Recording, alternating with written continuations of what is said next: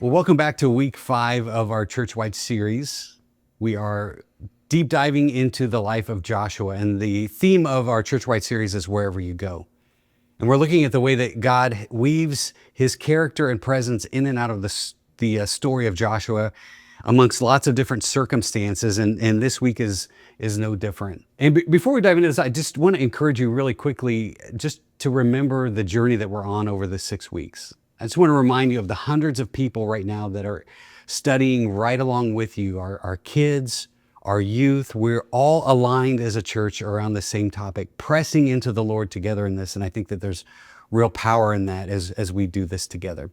And I also hope that you're enjoying your small group. I hope you're finding true friendship and camaraderie, and actually you're finding spiritual depth as you and your group are exploring these questions together. So we're certainly praying for you, and we're excited for you. So this is week 5, but we're looking at Joshua chapter 6.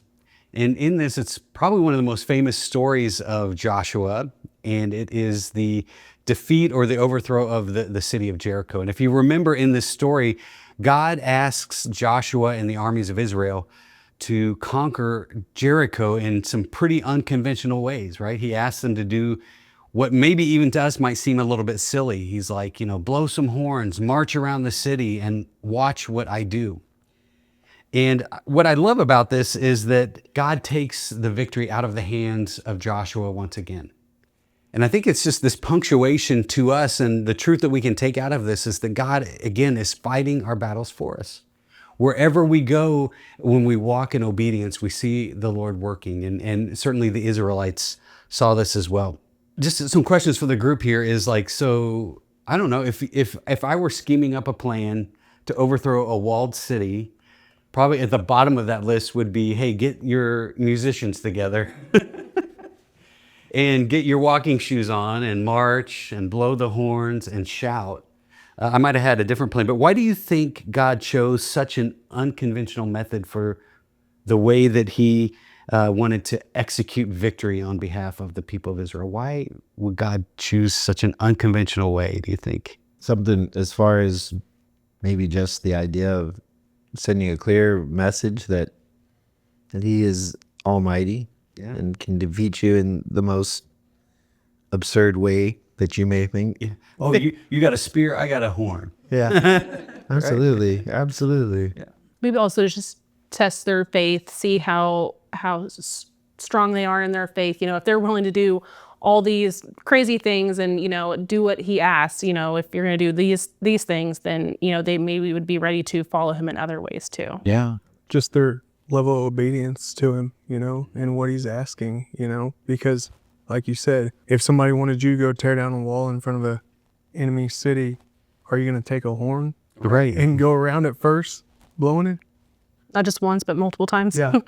I think it goes also with it's always the small things. Like God works with all the small little things and the inadequates and the things you wouldn't expect to overthrow a city. He always uses those type of things for a bigger picture. No, I love that, because God's not even just thinking about that moment. He's thinking about, hey, there's a lot of life left.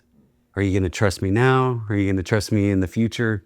And he knows that it's this faith-building moment for the people. Anyone else, have you ever had a moment where you just had to fully trust God, maybe in a space you didn't understand or you didn't know what was happening? So we grew up here in Kansas City, just north of Kansas City, and that's where my family is, most of his family. So we actually got called to move away for his job, and I always thought that we would live forever in Smithville. That was our place. That's where we were going to be. But then we had this opportunity, and we talked about it, and we're like, okay, let's do this. It's a great opportunity. So we're moving 4 hours away from our entire families. With one kid, we ended up having a second kid.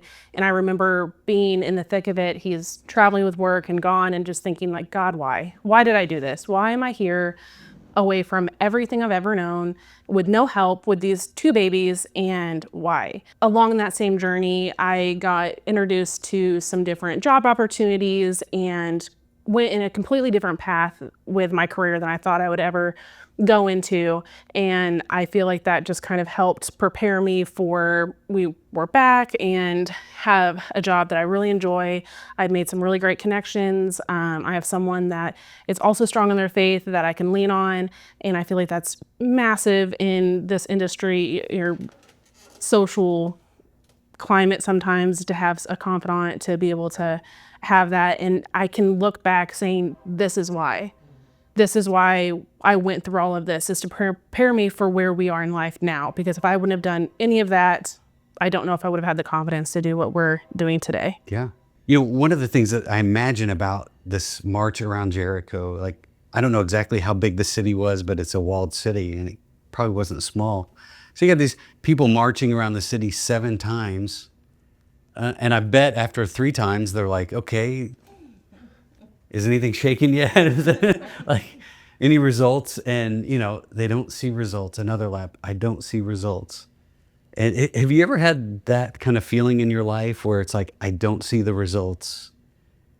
Do I keep going? Like, how do I stay faithful when I don't see the results? So you're shaking your head. So tell me a little bit about that. Yeah, because I feel like, you know, I'm young. I have this idea of what I want my life to be. And, you know, I ask God for them and he's shaping me for this journey. But, you know, I'm like, hey, man, I've been praying and reading my Bible for like a month now, you know.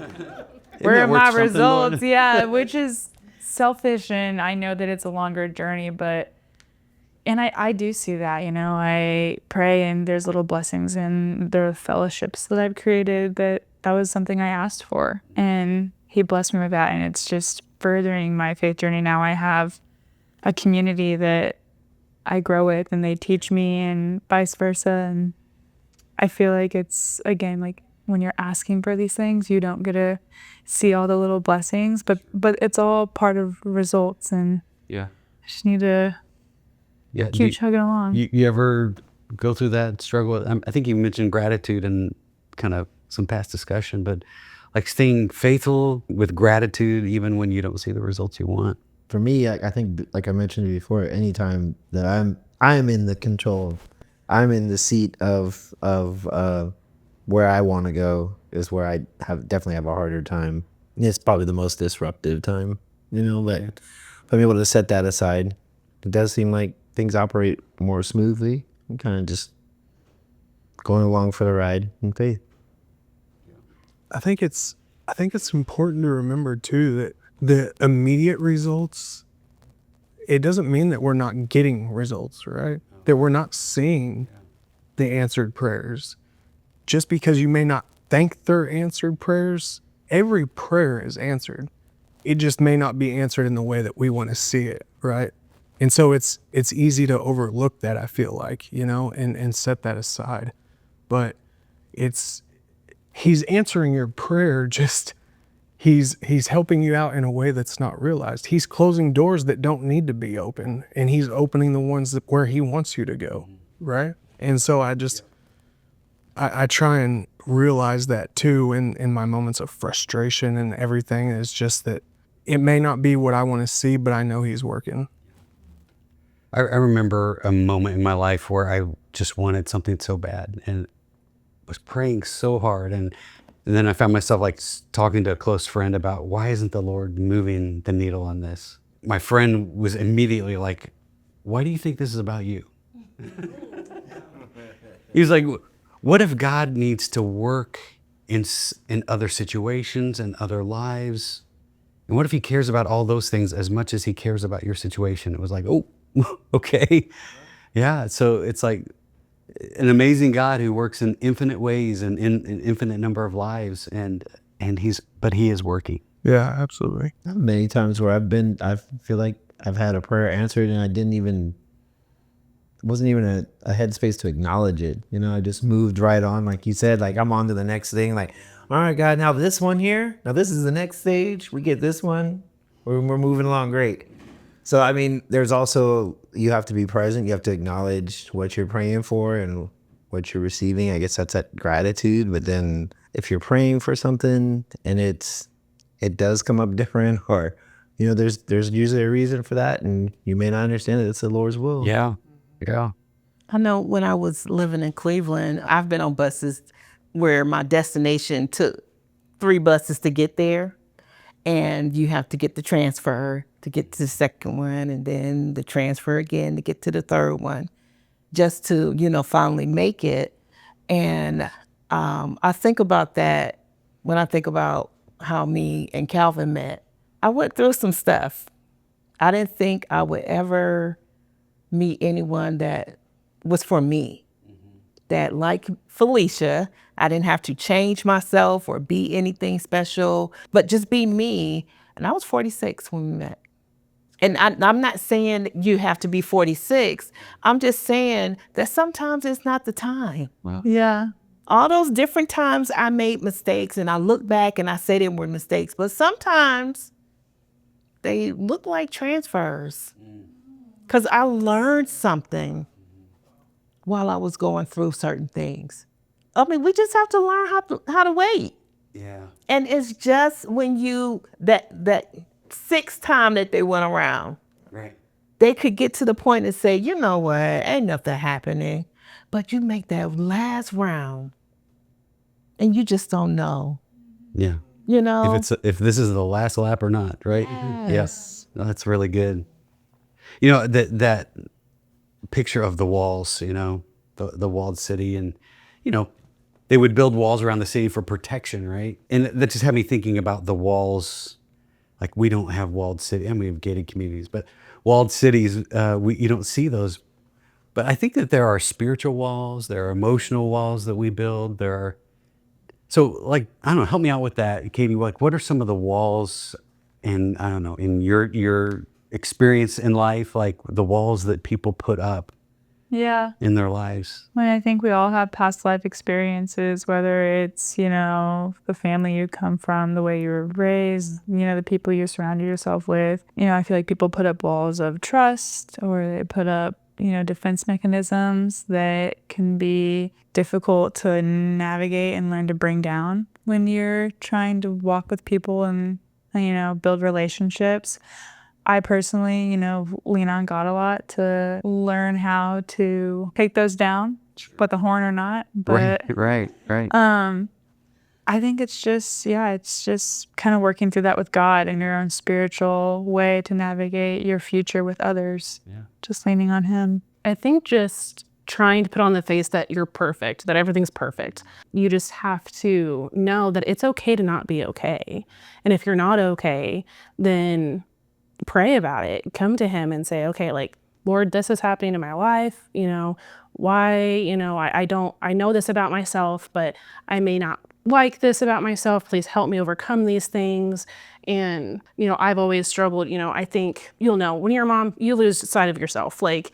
As soon as you get married, you lose your last name. You go through all these different phases of life of, your name changes, your body changes, all these things change about you. And I don't know why this popped in my head, but I remember one night, we do the nightly prayers with the kids, and our son, he's a character. He is loud and proud, and he doesn't know a stranger. And our daughter's more like me, like a little bit more reserved and a little bit more hard on herself and things like that. And one night, she said I had extra prayer. So I was like, okay. And I remember she said, and God, thank you for making my mom the way she is. And that just broke down my wall, because of all these things of what you should be, and it just is my heart, and so and it was a rough day that day, and that's exactly what I needed in that moment, and especially coming from her, because raising a little girl, and the life she's the world that she's coming into, and you're so fearful for them. And I just hope that she also can give herself that grace and not have that wall built up around herself. Yeah, she's watching you, right? Yeah. And she learns from you, and your son learns from his dad, This is all about Joshua, right?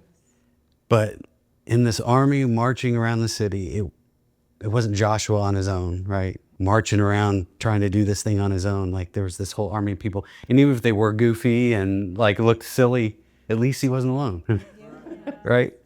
And I don't know, it just kind of reminds me of the value of this type of thing, getting together, experiencing life together, going together is so powerful. Yeah. I know you're in your group, and I don't know. I think from us, this is our prayer for you, is that you're experiencing the same thing. You feel like you're not alone, you're not awkward, you're not weird.